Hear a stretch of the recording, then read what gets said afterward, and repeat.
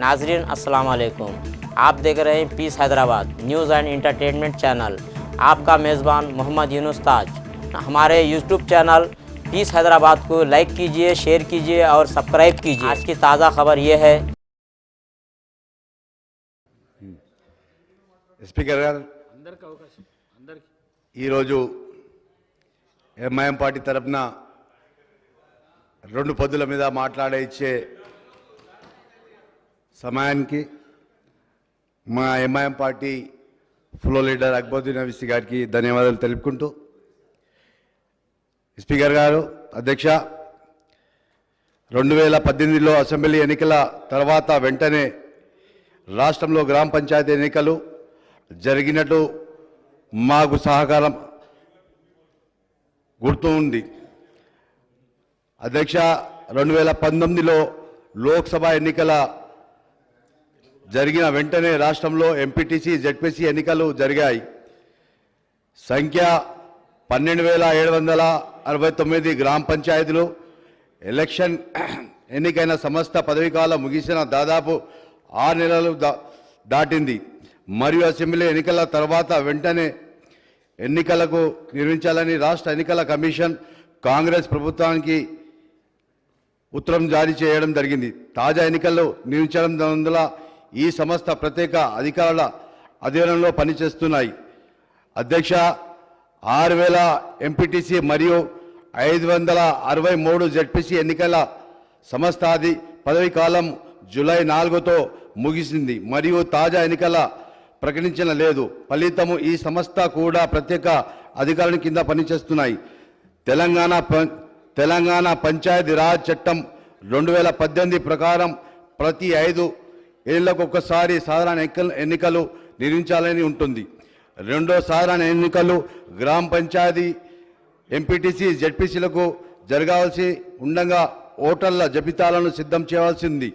ఎన్నికల నిర్వహణ కోసం 2024-25 బడ్జెట్లో 10 కోట్ల రూపాయలు కేటాయించాయి. కులగణన, ఎస్సీ ఎస్టీ రిజర్వేషన్ ఎస్టీలకు 18%, ఎస్సీలకు 18% పెంచుతామని చెవెళ్ళ ఎస్టీ డిక్లరేషన్లో హామీ ఇచ్చింది. అదేవిధంగా కాంగ్రెస్ అధికారంలో వచ్చిన 6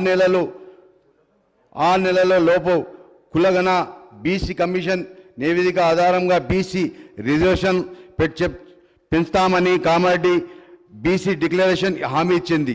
రాష్ట్రంలో త్వరలో కులగణన చేపడతామని 24 జనవరి 27వ తేదీ ముఖ్యమంత్రి గారు ప్రకటించారు. కానీ కాంగ్రెస్ పాలన 9 నెలలు గడిచిన కులగణన చెప్పడం పూర్తి చేయడానికి కాలపరితం ఎటువంటి సహకారం లేదు.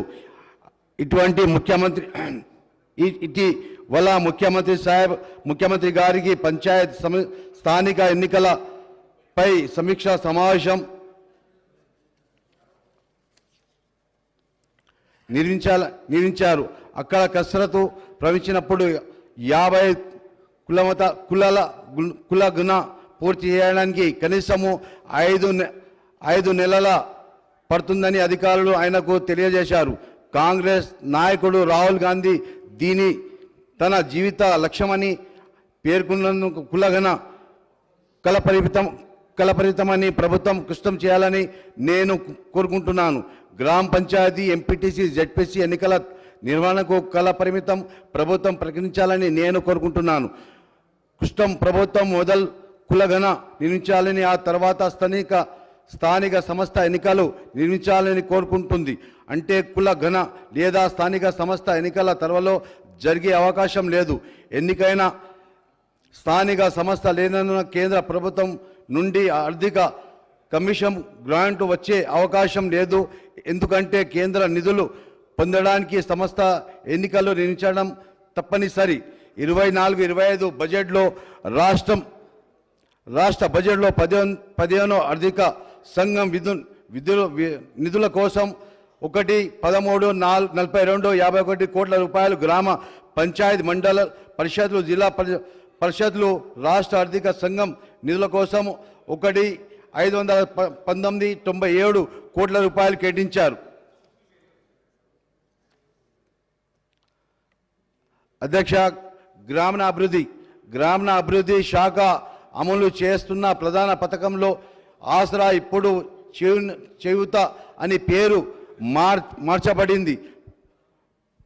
పెన్షన్లు పంపిణీ మహిళా స్వయం DWACRSA సమాలు శ్రీనిధిని మరియు ఇతర రాష్ట్ర మరియు కేంద్ర పథకాలు ఆర్థిక సాయం వంటి ఉన్నాయి.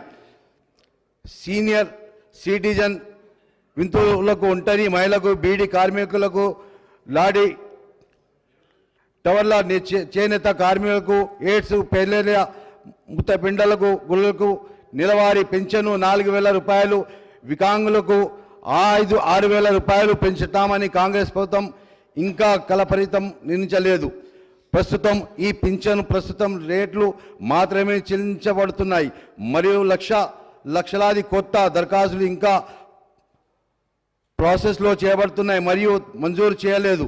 దాదాపు 7 నెలల క్రితము ప్రజాపాలన కార్యక్రమంలో ప్రభుత్వం 5 హామీలు కింద యువ వికాస్ మినా దరఖాస్తులను అందించినట్లు నాకు ఇక్కడ గుర్తుంది.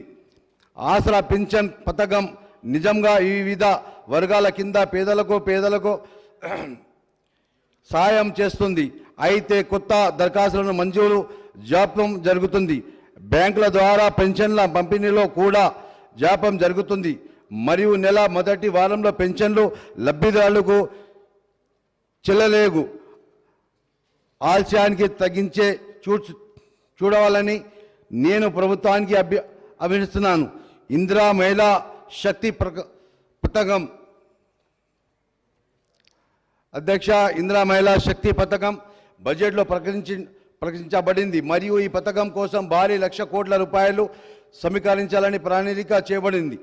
మహిళా స్వయం సహాయ బృందాల వడ్డీ లేని రుణ అందించడానికి 5 ఏళ్ల పాటు ప్రతి సంవత్సరం 20,000 కోట్ల రూపాయలు కేటాయించాలని ప్రభుత్వం నిర్ణయించింది.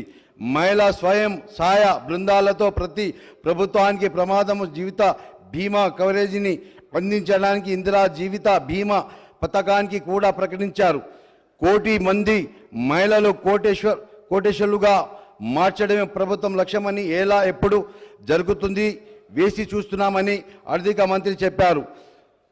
10వ పశు సహకార మరియు మత్స్యకారుల యాదవ్ మరియు కుర్మా వర్గాల ఆర్థిక పరిస్థితులు మెరుగుపరుచుతున్నాయి మరియు వారికి సిద్ధమైన జీవనోపాధి అందించడానికి ప్రస్తుతం గొర్రెల పెంపును మరియు అభివృద్ధి పథకానికి ప్రవేశపెట్టింది. తెలంగాణ గొర్రెల మరియు మేకా అభివృద్ధి సహకార సమైక్య ద్వారా 2017-2024 మొత్తం 27 లక్షల గొర్రెలను 25 లక్షల మంది లబ్ధిదారులకు పంపిణీ చేశారు. 75 సబ్సిడీ ప్రభుత్వం రంగ గొర్రెల ద్వారా మరియు రవాణా ఖర్చు పెరగడం వల్ల ప్రభుత్వం యూనిట్కు 1,25,00,000 నుండి 1,75,00,000 పెరిగింది. అధ్యక్ష, అయితే 2024 ఫిబ్రవరి తన నివేదికలో గొర్రెల మేకల పథకంపై కుంభకోణం బయటపెట్టింది. కాంగ్రెస్ ప్రభుత్వం ఏసీబీ విచారణ ఆదేశించింది. అధ్యక్ష, 7 జిల్లాలో 253 కోట్ల రూపాయల కుంభకోణం జరిగినట్టు అంచనా వేయంగా 700 కోట్ల రూపాయలు కుంభకోణం జరిగిందని ఏసీబీ అంచనా వేసింది. మేకా కార్పొరేషన్ మాజీ ఎండీ ఇతర అధికారులను అరెస్ట్ చేశారు. మత్స్యకారుల శాఖ పరిధిలో Telangana federation cooperative society federation ద్వారా చేపల పెంపకానికి పంపిణీ చేయడంలో ఎలాంటి కుంభకోణం జరిగిందని నేను నివేదించాను. ఈ 2 కుంభకోణాలకు విహారాలను దోషులుగా శిక్షించడానికి తీసుకున్న తుది పరిచయాలను ప్రభుత్వం అందించాలని నేను కోరుకుంటున్నాను. అధ్యక్ష, థ్యాంక్ యూ.